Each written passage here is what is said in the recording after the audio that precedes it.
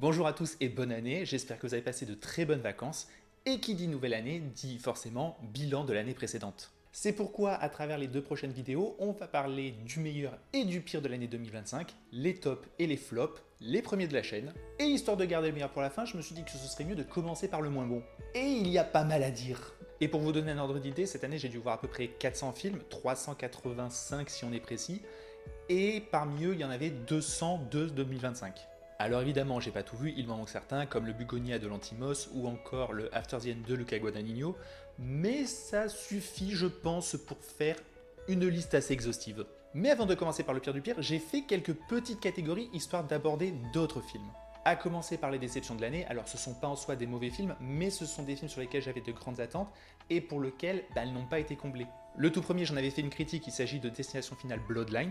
Je considère que c'est le moins bon de la saga, il y a moins de morts mémorables, quand bien même il y a une des meilleures séquences de toute la saga avec celle de l'hôpital. J'aime pas les personnages, j'aime pas leur dynamique, je trouve que le côté familial est pas assez exploité, et l'humour plus gaguesque que humour noir est moins passé pour moi.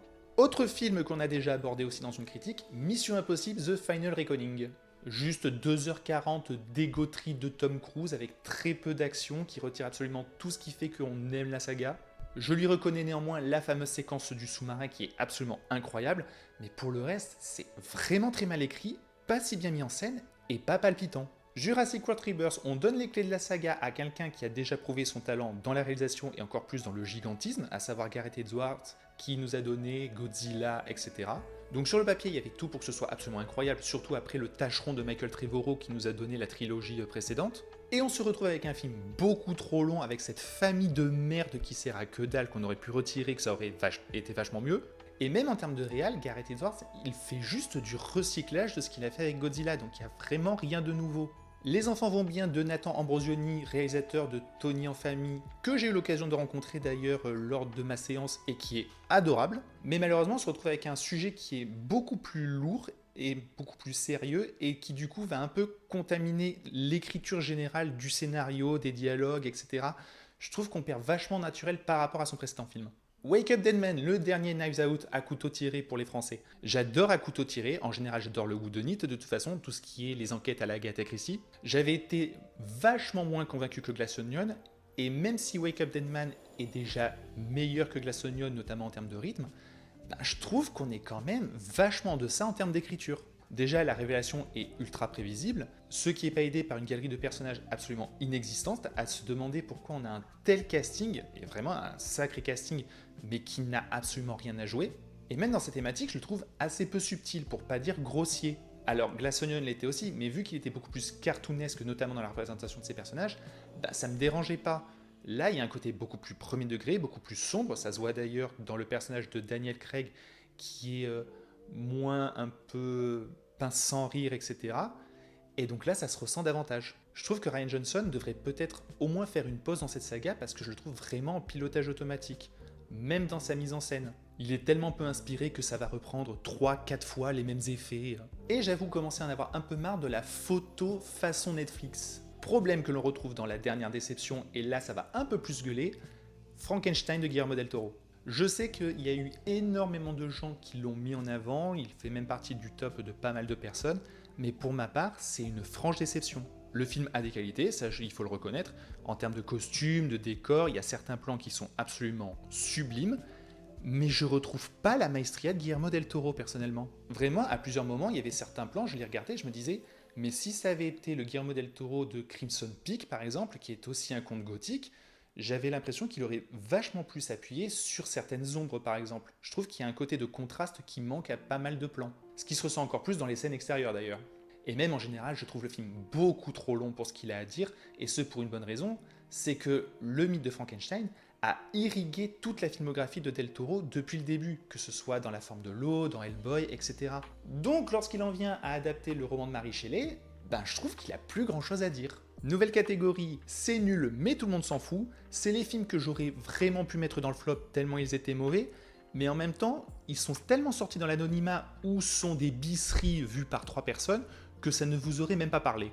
Bon, là, vu la liste, je vais juste vous la lire, et si vous voulez des détails, n'hésitez pas à les demander en commentaire. Alors on a Monster on a Plane, Sting, Y2K, The Girl in the Pool, Coyote, A Very Jonas Christmas Movie, Élévation, The Dogs, Popeye the Slayer Man, oui, ils ont fait un film d'horreur sur Popeye, il y en a même eu 3 cette année, Odessa, Hollande et Death of a Unicorn.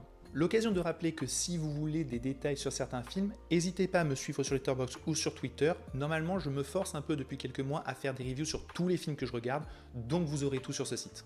Autre catégorie, tout le monde aime, mais vous avez tort. C'est le moment où je me fais taper sur les doigts en principe. Ce sont des films qui ont été plutôt bien reçus par la critique et ou le public, mais que perso je considère pas comme si bons, voire assez mauvais. Maldoror, film policier belge inspiré d'une véritable affaire, j'ai vraiment pas accroché au personnage, je n'aime pas du tout le personnage d'Anthony Bajon, et alors il y a un rythme, c'est d'une lenteur.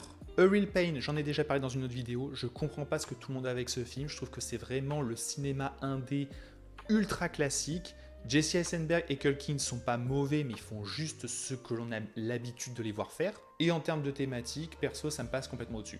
Autre film dont j'avais déjà parlé, Évanoui ou Weapons. Je persiste et je signe, le scénario est à chier. Il y a des bonnes idées de mise en scène, on voit que le réal derrière est compétent, mais une fois que le poteau rose est levé, que les révélations sont faites sur le scénario, c'est juste un ta gueule, c'est magique, monumental. A Big, Bold, Beautiful Journey avec Margot Robbie et Colin Farrell, c'est juste une super niaiserie, je crois que j'ai attrapé un diabète de type 2 avec ce film. We Live in Time, l'histoire d'amour entre Florence Pugh et Andrew Garfield, une histoire ultra basique, ultra inintéressante, mais on s'imagine que parce qu'on met les séquences dans le désordre, ça va donner quelque chose de plus intéressant. Spoiler, non, et en plus ça a tendance à court-circuiter les intrigues. Ballerina, si ce serait pas un film dans l'univers de John Wick, ce serait un divertissement correct. C'est dans l'univers de John Wick, ça crache à la gueule de la mythologie, ça va se faire foutre. Présence de Soderbergh, là aussi j'ai fait une critique dessus, j'ai trouvé ça franchement ennuyeux, je trouve que le côté on est du point de vue du fantôme, ça ne marche pas en termes de mise en scène, il y a des choses qui ne sont pas logiques. 28 ans plus tard, j'ai pas accroché, il y a peut-être 2-3 bonnes idées, mais je trouve en général que les personnages sont un peu stupides. J'ai déjà eu des débats avec ça sur Twitter, je trouve vraiment que les décisions du gamin n'ont absolument aucun sens. Je vais pas refaire le débat, si vous voulez on le refait dans les commentaires, mais non, je suis désolé, ça ne tient pas debout. Sirat, film plutôt atmosphérique qui parle d'un père et de son fils à la recherche de leur fille. Enfin ça c'est à peu près les 15 premières minutes, après c'est juste des gens qui partent en vadrouille pendant 2 heures inintéressantes. Je savais que ce serait pas mon cinéma en allant le voir, malgré tout j'ai voulu tester, mais non seulement c'est pas mon style de cinéma, j'aime pas le cinéma atmosphérique, mais en plus je vois même pas ce que le film raconte. Ou plutôt si, je vois ce qu'il raconte, mais ce qu'il raconte, je trouve que c'est pas super intéressant, il a pas grand chose à dire, et surtout sa façon de le dire, je le trouve ridicule.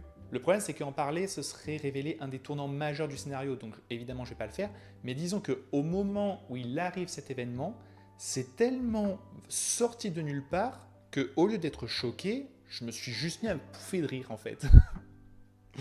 Après, les gens qui ont vu le film, traitez-moi de sans cœur, je m'en fous, moi j'ai juste rigolé. Alpha, alors celui-là aussi, on en a fait des caisse, je crois même que je l'ai vu dans quelques tops déjà. Julia Ducournau, j'avais adoré son Grave, son Titan, je l'avais trouvé extrêmement bancal. Je trouve que son Alpha est certes plus resserré en termes d'intrigue, mais est toujours en termes de narration extrêmement pauvre, extrêmement mal écrit. Je trouve que les personnages sont pas intéressants, je crois même que je les déteste profondément. J'en ai vu plein ovationner le casting, je trouve que ça surjoue un max. Et alors toute sa métaphore autour du sida, mais qui est d'une pauvreté, d'une grossièreté que je trouve presque dégueulasse en fait. Le souci de Alpha, c'est que c'est un film de genre qui n'avait pas besoin de genre. Je vois pas pourquoi elle s'est inventée une espèce de pseudo-maladie qui est comme le sida, alors qu'elle aurait pu utiliser le sida. C'est comme si en fait elle se sentait obligée de faire du genre.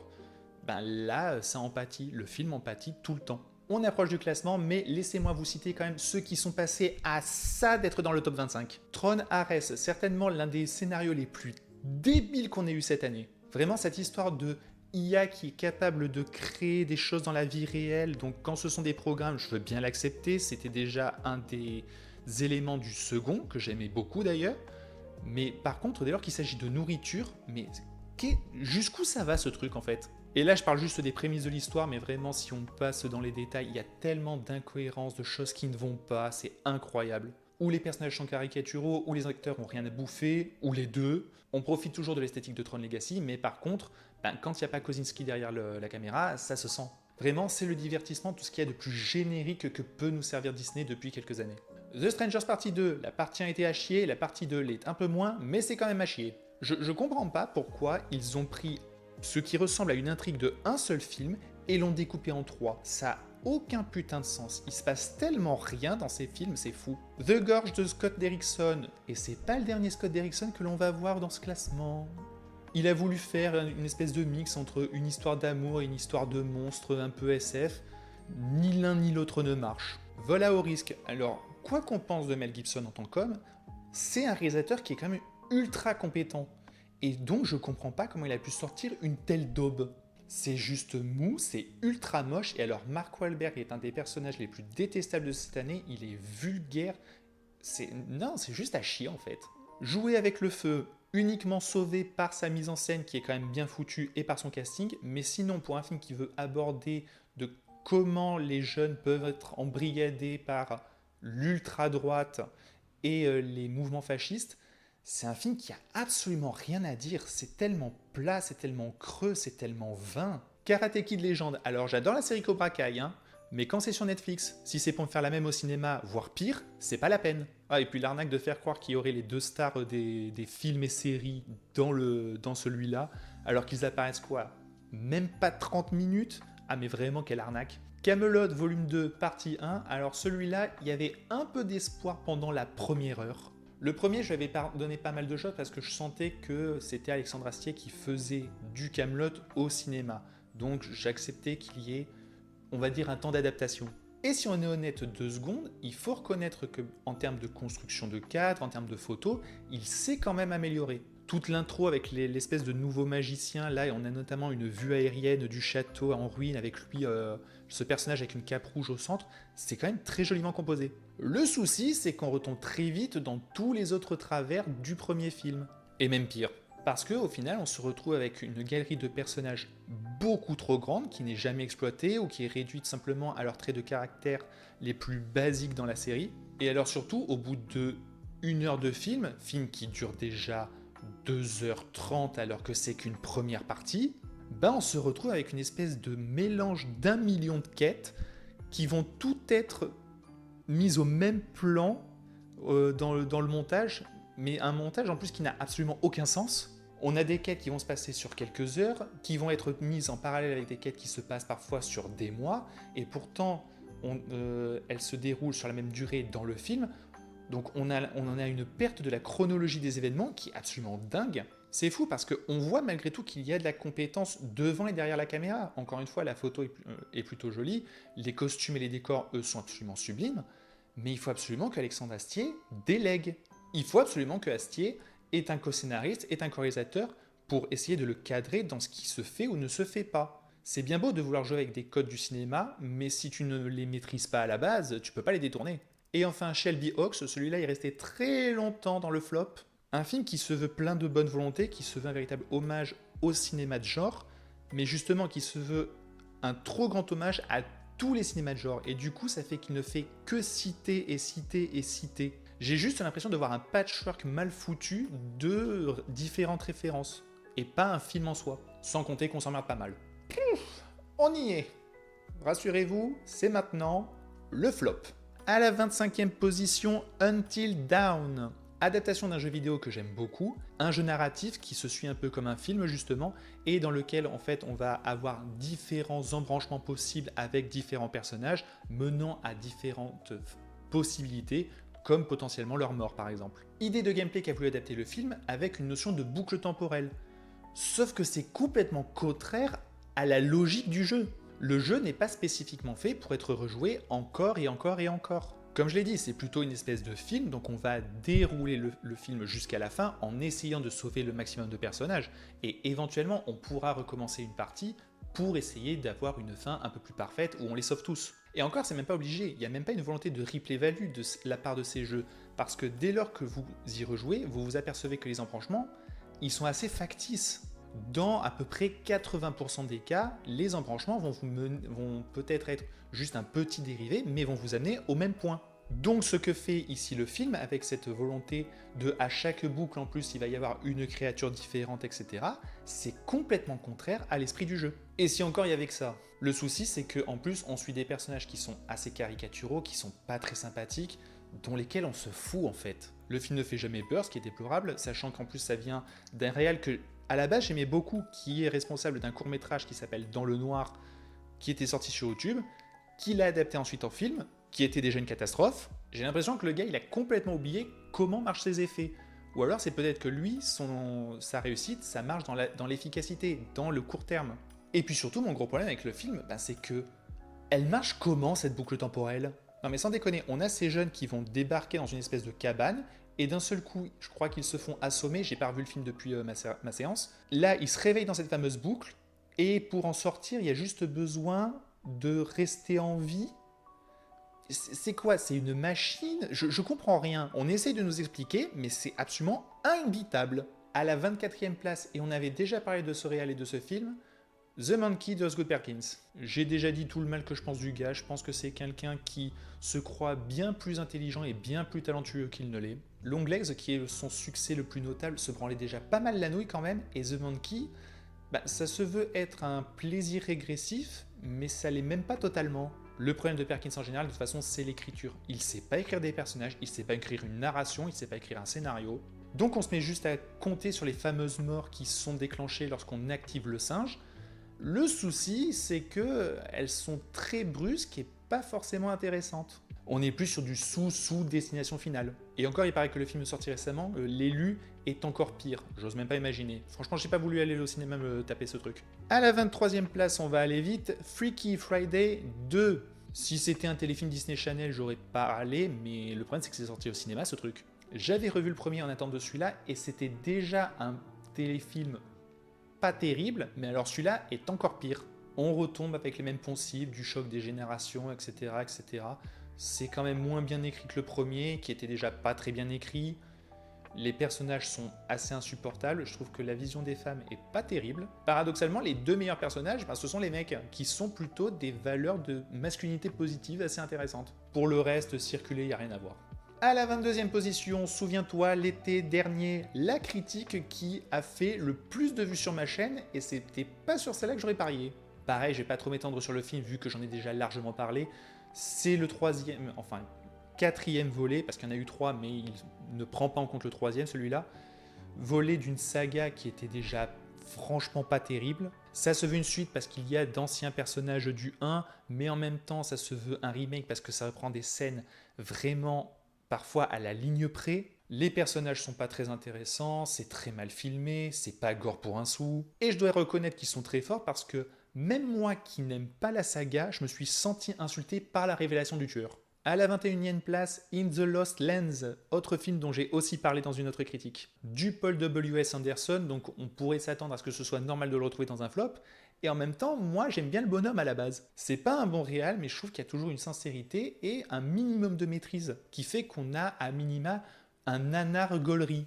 Mais là, il faut reconnaître que quand même c'est vachement moche, et en termes de scénario, c'est complètement con. Pareil, je m'étends pas plus, si vous voulez plus de détails, en cas, allez voir ma vidéo. En position 20, Dalloway et Cocorico, parce que c'est le premier film français du flop. Un film qui parle d'une jeune autrice qui est encore dans le deuil de la mort de son fils, et qui va dans une espèce de maison de retraite pour artistes, on va dire ça, et qui est assistée d'une IA nommée Dalloway qui est censée l'aider à rédiger son prochain roman. Un film donc qui se veut être une réflexion sur l'IA, évidemment, un thriller technologique, en plus dans un monde un peu dystopique, parce qu'on voit qu'il y a un monde avec des masques qui fait beaucoup penser au Covid, qui se voudrait matinée de huis clos, mais qui est un huis clos complètement raté parce que la protagoniste a la possibilité de partir quand elle veut. Le souci, c'est qu'on a une Cécile de France qui fait tout ce qu'elle peut avec ce qu'elle a parce qu'elle a droit à une des écritures de personnages les plus stupides qu'on ait eu cette année. Je suis obligé d'un peu spoiler, je vais faire le minimum possible, mais disons qu'elle soupçonne son IA et la société dans laquelle elle est de l'espionner en permanence, chose qui va être à peu près confirmée par un autre résident qu'elle va rencontrer à l'extérieur. Et son premier réflexe va être de rentrer à la résidence et donc de faire des recherches sur son ordinateur, dans son appartement, dans la résidence, sur la société à qui appartient la résidence qu'elle accuse de l'espionner. Et c'est vraiment difficile d'avoir de l'empathie pour un personnage qui est juste aussi con. Et pour ce qui est de toute la réflexion autour de l'IA en général, le film n'a même pas 25 ans de retard, il en a 40. Il soulève des problématiques qui ont déjà été exploitées dans des romans il y a déjà des décennies. C'est pas intéressant en termes de mise en scène, c'est le film de Yann Gozlan, le réalisateur de Boîte Noire et de Vision, le moins intéressant de ce point de vue-là. C'est pas très bien joué, c'est très mal écrit, c'est creux, c'est vain, bref, c'est dans le flop. La 19e position risque de faire un peu plus parler, puisqu'on retrouve le film de Edgar Wright, Running Man. Vraiment, je comprends pas ce qui s'est passé avec ce film, parce qu'il y a énormément de gens dont j'ai vu les critiques dire « Oui, c'est un sous Edgar Wright, mais ça va ». Ben non, en fait. Edgar Wright, pour ceux qui ne sauraient pas, bon déjà c'est un réalisateur que j'aime beaucoup, mais c'est le réalisateur de Shaun of the Dead, de la trilogie Cornetto en général, Baby Driver, Scott Pilgrim, Last Night in Soho aussi, donc des films reconnus pour leur maîtrise technique. Elle est où la technique dans Running Man? Et le plus fou, c'est qu'on voit le problème dès les 5 premières minutes du film. La façon dont est mis en scène l'entrée du héros, c'est juste un bête plan assez moche en plus dans un bureau. Ou alors le générique qui va survenir juste après. On voit voir le personnage qui va marcher dans la ville sur une musique un peu funky. Là, on pourrait dire que c'est le moment où Edgar Wright va s'amuser. Ça a un côté très Edgar Wright.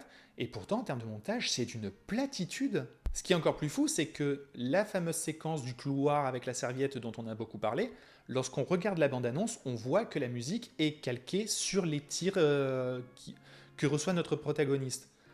Dans le film, ce n'est plus la même musique, elle n'est plus calquée sur les tirs. La bande-annonce du film est plus un film de Edgar Wright qu'un film de Edgar Wright. C'est fou d'avoir un tel réal à la barre et d'avoir un film qui est à ce point plat à tous les niveaux, que ce soit encore une fois dans son montage. En termes d'idées, c'est le vide intersidéral. En termes d'écriture, on a perdu le punch dans ses dialogues. Les personnages sont pas intéressants, pas même le protagoniste. Glenn Powell d'ailleurs, j'aime bien cet acteur, hein, j'ai de la sympathie. Mais c'est un miscast complet. Il est trop beau et trop bien gaulé pour le rôle qui est censé être un pauvre en manque de nourriture. En termes de direction artistique, c'est pas plus intéressant. J'ai vraiment l'impression de voir film de SF dystopique numéro 56. Et en termes de thématique, pareil, j'en ai vu pas mal dire qu'en termes de politique, il y allait assez franco. Je suis absolument pas d'accord. C'est un film qui, d'un point de vue politique, au contraire, je le trouve extrêmement lâche, extrêmement creux. Tout le film nous dit simplement que le grand méchant c'est Josh Brolin, c'est les riches et point barre. Sauf que on voit à plusieurs reprises que les pauvres, eux, aiment les fameux jeux de mort dans lesquels jouent les gens comme Glenn Powell, etc. Donc il y a peut-être quelque chose à dire également sur eux, comme quoi nous-mêmes, nous faisons partie de ce système et que nous l'entretenons. Mais non, il fait rien de tout ça. Et en plus, pour un film d'action, ça se traîne vachement la jambe. Le film fait 2h20, je me suis franchement fait chier. Vient toujours la question de est-ce que objectivement c'est l'un des pires films de l'année? Je pense que j'ai vu bien pire. Voilà, comme je vous l'ai dit, on a fait une liste depuis tout à l'heure. Il y a des films qui méritent bien plus d'être dans un flop. Mais parce que c'est un film d'Edgar Wright, vu la déception maximale que j'ai eue à mon visionnage, je pouvais pas ne pas le mettre dans le flop. Numéro 18, Aux jours qui viennent. Film un peu moins connu qui raconte l'histoire d'une femme qui essaye de se reconstruire avec son fils loin de son mari qui est violent. Et un film qui m'a profondément énervé. Le souci de Aux jours qui viennent, c'est que c'est un film qui ne sait pas ce qu'il veut être et qui ne sait pas comment il veut l'être. C'est clairement un film qui veut aborder la thématique de la masculinité toxique, mais la façon dont c'est fait, que ce soit dans l'écriture des personnages, dans leur caractérisation, ou dans le traitement de son sujet, je le trouve vachement bancal, pour pas dire sur certains points assez dégueulasse. Déjà, mon souci, c'est que ce fameux ex, joué par Bastien Bouillon, acteur que j'adore, il est censé être accro à la drogue. Et du coup, je me demande, est-ce que le fait qu'il soit addict est censé être considéré un peu comme une excuse à son comportement? Sans compter que le fait que Bastien Bouillon paraît vraiment fort pour quelqu'un qui est vraiment accro. Mais comme je le disais également dans le comportement des personnages féminins, que ce soit donc la femme qui est ce personnage principal, mais également la nouvelle copine de Bastien Bouillon, que je trouve vraiment ultra apathique, alors que celui-ci va faire des choses qui sont extrêmement graves. Et c'est là que je dis que je sais pas ce que le film veut être, parce que par sa mise en scène, ou plutôt son absence de mise en scène, sa photo qui est très terne, etc., j'ai l'impression de voir un film qui se veut très réaliste, parcours de vie, etc. Sauf que de l'autre, j'ai des dialogues qui sont quand même beaucoup trop surécrits, des situations qui sont franchement exagérées et vachement forcées, qui laisseraient plus penser à un thriller. Le problème, c'est que les deux, ça va pas ensemble. Ça et le fait que derrière la caméra, il n'y a pas franchement de talent, il y a quand même une discussion qui commence en plein jour, changement de plan, On est en pleine nuit. Je comprends même pas comment au montage ça peut être accepté un truc pareil. À la 17e position, Nefarious. Autre film qui doit pas être bien connu, et c'est plutôt une bonne chose parce qu'il est distribué par Sage Productions. Sage Productions qui, si vous ne le savez pas, est spécialisé dans les films vraiment ultra catho intégristes. Unplanned, le fameux film anti-avortement, c'était eux. Et le film raconte l'histoire d'un policier qui va venir interroger un prisonnier, un tueur en série, qui dit être le diable. Diable qui annonce à notre protagoniste que d'ici la fin de leur interview, il aura tué 3 personnes. Enfin tué selon les concepts de la religion chrétienne. Le pitch de départ, en vrai, il est super intéressant, ça aurait pu donner lieu à un bon thriller. Le souci, c'est que comme je l'ai dit, c'est un film intégriste, donc le but c'est de propager la grande parole de Dieu, donc autant dire que les grands débats philosophiques et logiques, vous pouvez vous les foutre au cul. Et le plus drôle, c'est que le film est tellement mal écrit que, alors qu'il se voudrait évidemment pro-chrétien, mais il en vient presque à donner une bonne image du diable. Je vais me permettre de spoiler parce que j'en ai rien à carrer pour celui-là. L'un des fameux 3 meurtres dont le protagoniste devrait être à l'origine est l'avortement de son enfant. Or, on a le diable qui est en train de dire « Tu es sûr que tu veux vraiment avorter ton enfant? C'est pas bien d'avorter son enfant. » Mais le diable, c'est pas censé être celui qui tente au péché. Bon, après, si je suis honnête, même bien écrit, juste par son côté prosélytiste, je l'aurais mis dans mon flop de l'année. Ça, c'était indiscutable. À la 16e position, le premier film que j'ai vu en 2025, si j'ai bonne mémoire, Wolfman. Film de Lee Whannell, le grand comparse de James Wan, qui nous a donné, entre autres, le film Upgrade. Si vous l'avez jamais vu, regardez Upgrade, c'est excellent. Invisible Man, j'avais moins été convaincu, notamment pour sa fin. Et qui ici entend de revisiter le mythe du loup-garou. Et autant dire que cette revisite m'a pas du tout convaincu. Le souci, c'est qu'on sent déjà que le film a pas un énorme budget, donc autant dire que le loup-garou, il va être très majoritairement hors champ, voire carrément absent. Il y a le fait que le père se soit fait mordre dès le début et donc va entamer progressivement une transformation avec certains effets pas mal, notamment je pense pour matérialiser la vision du loup, il va y avoir une espèce de changement avec des jeux de lumière, etc. qui est plutôt réussi, une des rares bonnes idées d'ailleurs. Mais malheureusement, vu que c'est un film Blumhouse, si je ne me trompe pas, on veut rester sur du PG-13 et du coup, autant dire qu'en termes de body horror, c'est assez chiche. Et donc du coup, vu qu'on a juste droit à 3 pélos et 2 tondus qui sont enfermés dans une cabane, qui plus est une famille, donc autant dire qu'ils ne risquent pas grand-chose, ben on se fait un maximum chier. Autre élément qui aurait pu être intéressant, c'était sa volonté de associer le loup-garou avec la masculinité toxique. Mais même là, je trouve pas que ça marche. Parce que le personnage principal, le père de la famille que l'on suit, on nous dit qu'il est toxique, mais je vois pas quelqu'un de toxique. Dès la première scène avec lui, il est avec sa gamine, gamine qui marche sur des espèces de plots juste à côté de la route. Il va d'un seul coup la tirer fort et l'engueuler parce qu'elle l'obéissait pas au bout de la 4e fois. Et on voudrait me faire croire que c'est juste un mauvais père. Non, c'est juste un père qui a eu peur en fait. Je trouve que ça marche à aucun moment, et encore une fois, vu que je compare ça avec ce qu'a déjà pu faire Lee Whannell dans ses 2 précédents films, ben oui, c'est une vraie déception, et donc ça finit dans le flop. À la 15e position, Captain America Brave New World. Pareil, je vais pas revenir en détail sur le film, c'était ma 2e critique de la chaîne, si j'ai bonne mémoire. Donc j'ai eu le temps de revenir en longueur sur tout ce qui allait pas, et il y a beaucoup de choses. Anthony Mackie a vraiment pas les épaules pour être le nouveau Captain America et pour porter un film à lui tout seul. L'intrigue est bardée de trous, le montage lui-même est bardé de trous. En termes d'effets spéciaux, c'est raté, c'est une espèce de remake de Captain America 2, mais pareil, en raté. Et pour un film qui a coûté 250 millions de dollars, ben franchement, ça fait de la peine à voir. À la 14e position, Conjuring The Last Rite. Je crois qu'il est temps de virer Michael Chavez de cette saga. Non, parce que le gars, il nous a fait La Nonne 2, c'était de la merde, La Llorona, c'était de la merde, Conjuring 3, c'est de la merde, Conjuring 4, c'est de la grosse merde. La seule chose que je veux bien lui reconnaître, et ça pour le coup c'est très fort, c'est d'arriver à faire pire encore à chaque fois. La force des 2 premiers Conjuring, quand bien même c'est pas original, ça a toujours été la mise en scène de James Wan. Mais là, vu qu'il n'est plus à la barre, ben on voit vachement la différence. On a juste son petit toutou qui essaye de singer tous ses effets, et c'est encore pire dans cet opus qui est censé conclure la grande saga des Warren, mais ça fleure juste l'incompétence abyssale.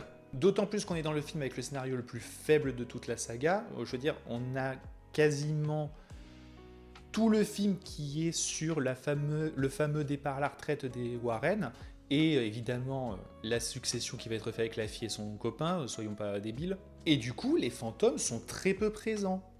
Et encore une fois, qu'est-ce qu'on s'emmerde? Une vraie récurrence dans ce flop, hein. Il n'y a pas grand chose de plus à en dire sur le film parce que de toute façon, il n'y a rien, il ne se passe rien. Pour un film censé être une conclusion, c'est quand même vachement triste de finir ainsi. Mais si vous croyez qu'on peut pas plus creuser, en 13e position, Black Phone 2. Je vous avais dit qu'on reparlerait de Scott Derrickson. Scott Derrickson est un piètre réalisateur. Et je sais qu'il y en a certains qui vont me dire non mais Sinister c'était pas mal. Sinister c'était ultra mid. Vraiment, ça ne réinventait absolument rien. Alors quand on essaie de nous le vendre comme le film d'horreur le plus terrifiant de tous les temps, je me gosse. Et Black Phone était encore plus mid que mid, donc je ne comprends pas déjà de base pourquoi il y avait cette envie de faire une suite. Et quand on voit le résultat, on se pose encore plus la question. Parce que le film va vouloir démarrer sur quelque chose de pas inintéressant, à savoir de faire de cette figure du tueur décédé dans le 1 une espèce de Freddy Krueger capable d'agir dans les rêves. Ok. Le problème, c'est que ce concept n'a absolument aucun sens dans ce film. Le tueur n'apparaît qu'une fois que la sœur du héros est endormie, il peut alors agir dans le rêve, sauf qu'il agit également dans la réalité. Me demandez pas comment. Et du coup, ça fait que dès lors que la sœur dort, tout le monde est censé pouvoir être une victime potentielle. Le souci, c'est qu'il n'y a aucune victime dans ce putain de film. Le film est lent, c'est fou, il se passe absolument rien. Et donc pendant 2 putains d'heures, on va juste se taper les états d'âme de cet abominable duo que j'avais juste envie de baffer l'un après l'autre. Entre le protagoniste du 1 qui ne fait que la gueule pendant tout le long du film et ne sait que froncer les sourcils, et sa sœur, mais qui joue mais vraiment comme un rat mort, j'avais juste envie de me défenestrer tant j'en pouvais plus. Et en termes de technique, c'est pas franchement fameux, il n'y a rien de spécialement intéressant. Scott Derrickson, encore une fois, il fait pas grand chose, il recycle même les effets, que ce soit de son Black Phone, voire de son Sinister. Pire qu'une suite inutile, c'était juste nul. Ok, alors pour le prochain, je vais être un peu plus gentil. À la 2e position, Atoman. Le premier film de super-héros marocain qui s'est fait connaître pour ses qualités manquantes. En même temps, difficile de nier que de A à Z, Atoman, c'est une véritable catastrophe. En termes d'effets spéciaux, c'est laid, ça fait cheap à mort. Le costume, il est même pas adapté à l'artiste, on sent qu'il baigne dedans. Les scènes de combat sont mal chorégraphiées, mal filmées, mal montées. Mais là encore, c'est des choses que je pourrais excuser parce que, encore une fois, c'est le premier film de super-héros marocain, donc ils n'ont peut-être pas les connaissances. Mais par contre, le scénario n'a absolument aucun sens. Ça parle d'une certaine mythologie qui n'a même pas de rapport avec le Maroc en plus, avec une espèce de société secrète, avec des moines anciens, etc. Vraiment, si quelqu'un a réussi à comprendre, chapeau bas. Qu'est-ce que ça joue mal, c'est incroyable. Ce qui est fou, c'est de voir qu'il n'y a absolument aucun acteur qui est dans le ton. Absolument aucun. Ce film, c'est juste une catastrophe industrielle à quel point tout est raté. Et vraiment, je pourrais continuer longtemps à lister absolument tous les problèmes, mais je passe ma nuit dessus. Je passe ma nuit dessus. Et j'ai pas envie. J'ai pas envie, non. La seule raison pour laquelle il n'est pas plus bas dans le top, c'est parce que il y a un petit attachement à ce film, on va dire. C'est un film qu'en réalité, j'ai regardé avec beaucoup de plaisir, mais dans le sens nanardesque. Parmi les nombreux films du flop, c'est franchement un de ceux que je pourrais vous conseiller pour une soirée entre amis. Je suis sûr que vous allez passer un excellent moment. Ce qui est moins le cas du film suivant, à la 10e position, Toute pour une. Je précise malgré tout de suite que je suis en désaccord total avec ceux qui jugent le film uniquement par le prisme de la misogynie et du racisme en disant que c'est un problème parce qu'il y a des femmes racisées en lieu et place des 4 mousquetaires. C'est une forme d'adaptation, une forme de réinterprétation. Moi, j'ai aucun souci avec ça. Si vous en avez un, au revoir.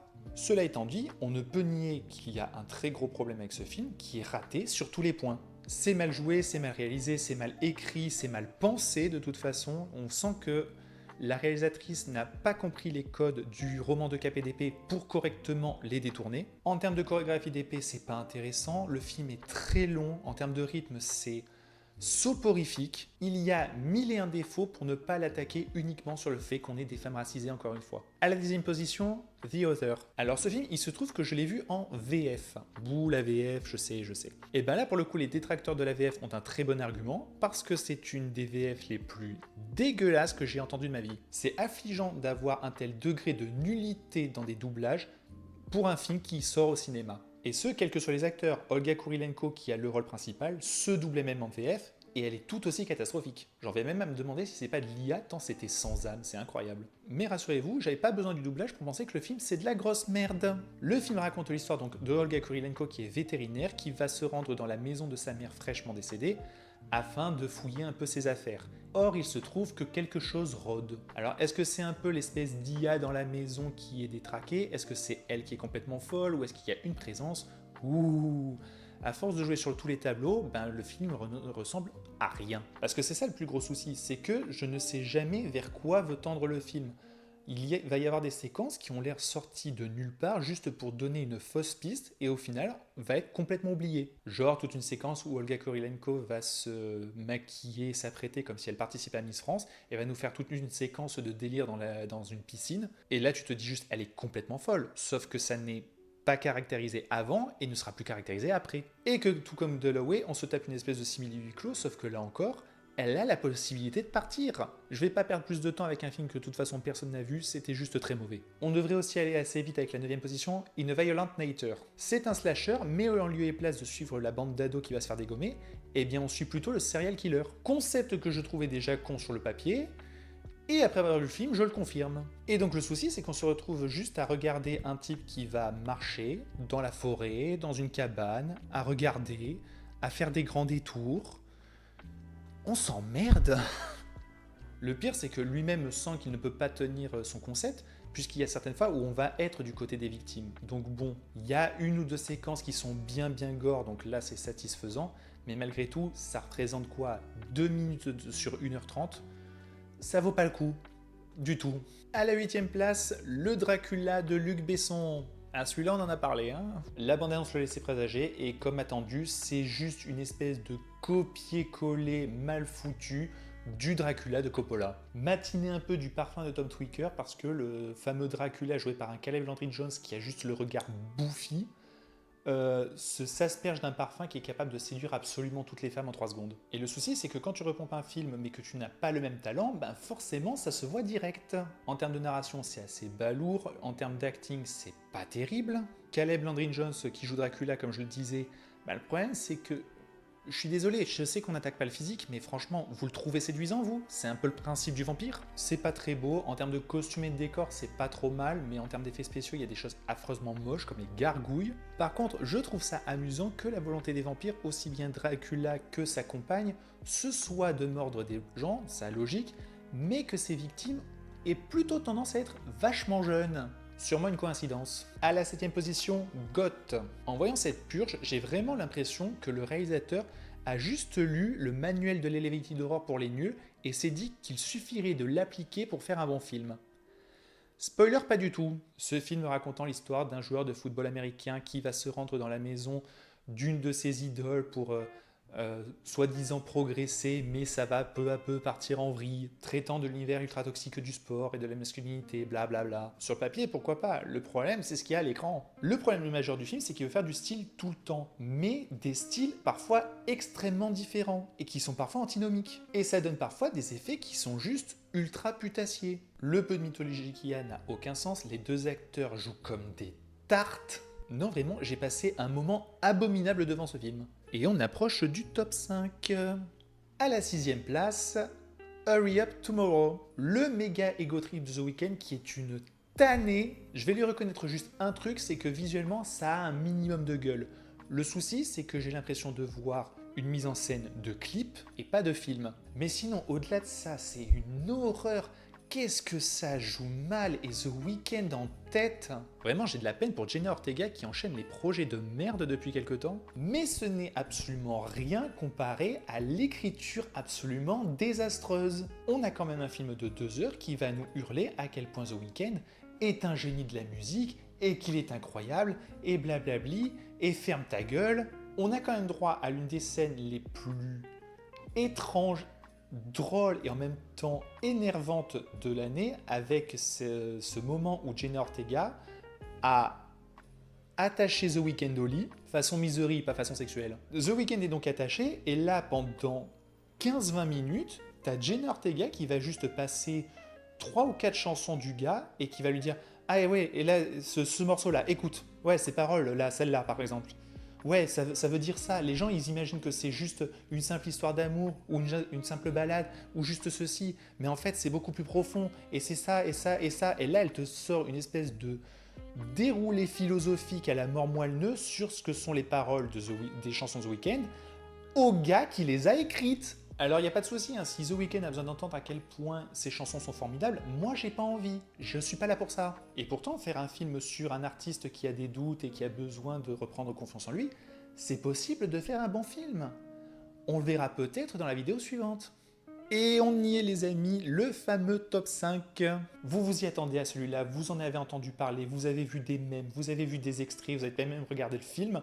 La seule chose qui pourrait vous étonner, c'est qu'il soit aussi bas dans le classement. La guerre des mondes. Que dire qui n'a pas déjà été dit? En principe, j'aime bien le concept des films qui se déroulent uniquement sur les écrans d'ordinateur parce que ça demande, en termes de mise en scène et de scénario, d'avoir de l'imagination. Et je pense à Searching qui est très cool, les Unfriended, notamment le 2. Mais même ce concept-là, ils sont pas foutus de le respecter. On a quand même des travelling compensés sur un truc qui est censé être sur un écran. Évidemment, comme je disais, je ne vais pas revenir sur tous les défauts. C'est incroyablement moche. Les effets spéciaux sont dignes d'une PS2.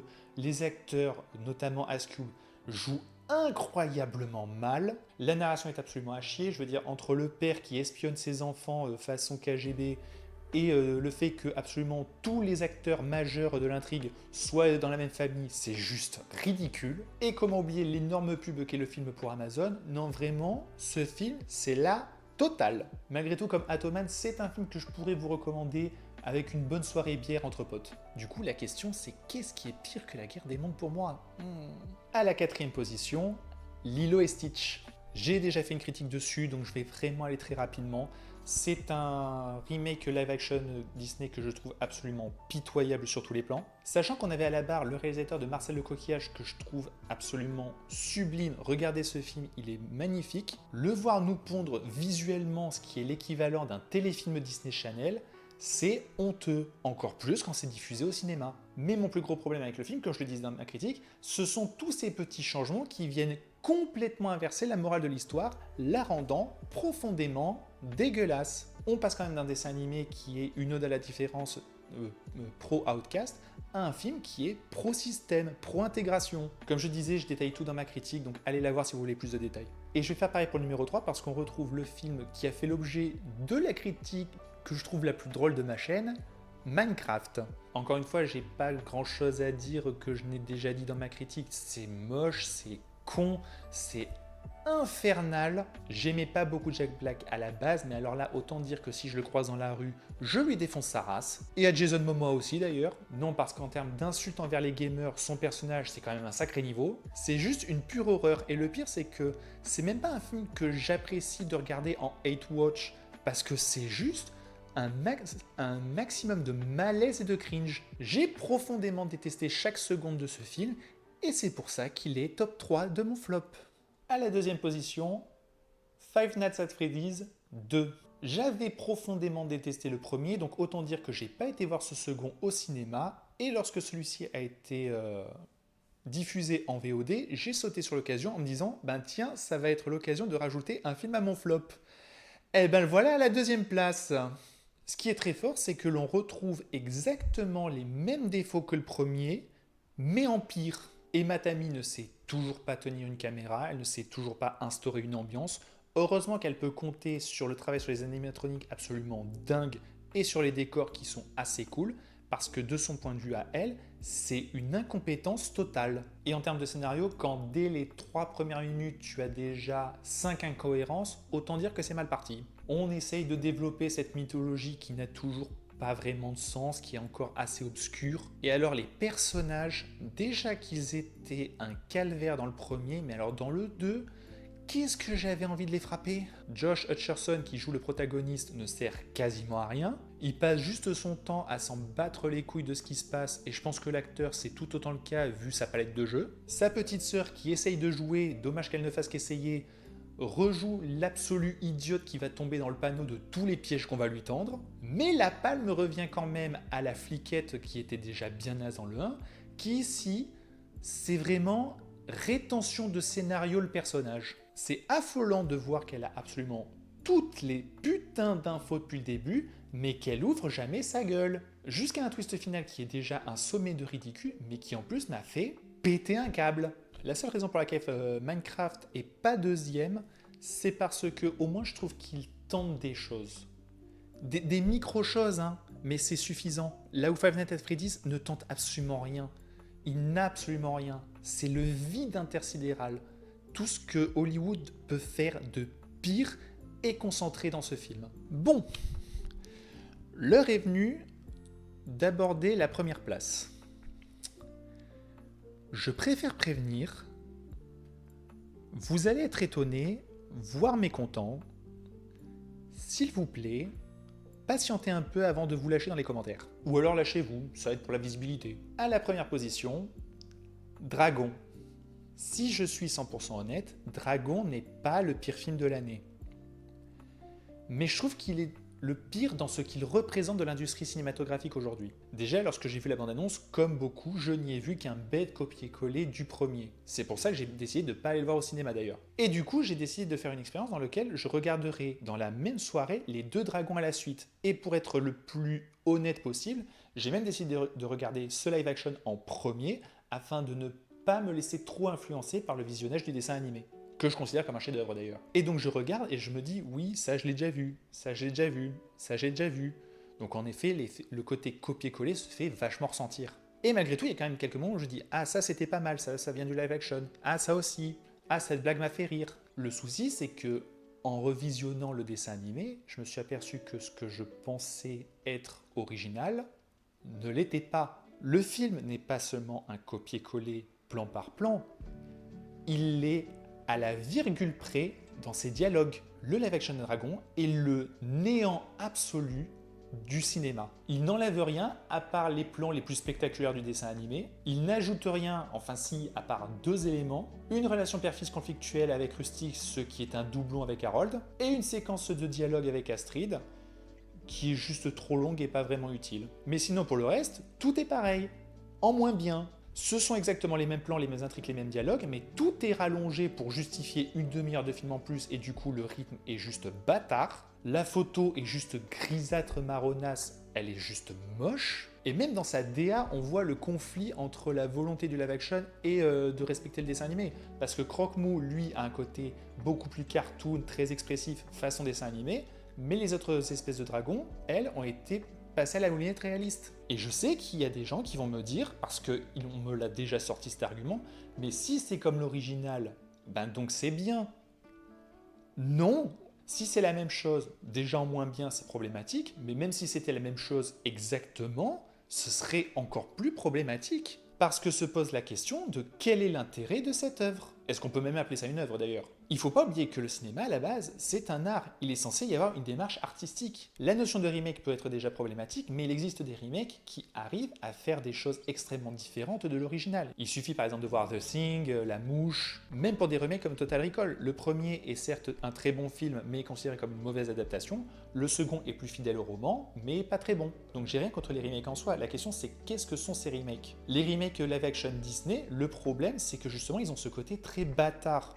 On fait exactement la même chose, mais en même temps pas exactement la même chose, et du coup ça change absolument tout. C'est l'équivalent de essayer de réparer quelque chose qui n'est pas cassé. Mais au moins, quand bien même je déteste absolument Lilo et Stitch, il y a une raison d'exister à ce film. Une morale absolument dégueulasse qui contredit l'original, mais au moins c'est quelque chose de différent. Dragon, lui, fait exactement la même chose, donc il n'a absolument aucun intérêt. Parce qu'à ce moment-là, qu'est-ce qui empêche que l'année prochaine on sorte un dragon en animation 2D, ou en stop motion, ou avec des marionnettes, ou dans un style animé, j'en sais rien moi. Et le problème c'est que Dragon a été très bien reçu. Non seulement par le public, évidemment parce qu'ils ont mis leurs enfants et que certains ont découvert cet univers avec ce film, mais aussi plutôt bien reçu par la presse. Et ça me pose un gros problème. Dragon ouvre la voie à quelque chose qui est potentiellement très dangereux pour un art que j'aime et que je suppose vous aimez aussi. Donc à nouveau, certes objectivement, le remake live action Dragon n'est pas le pire film que j'ai vu cette année, mais pour tout ce qu'il représente, il est le pire film de l'année pour moi. Voilà, c'est tout pour ce classement. N'hésitez pas à venir en commentaire, à me donner vos flops de l'année, à dire en quoi vous êtes d'accord avec moi ou pas d'accord. On se retrouve très vite pour le top de l'année. Là, il va y avoir de très très belles choses, vous allez voir. En attendant, n'oubliez pas d'être curieux. Allez au cinéma, regardez des films. Bye.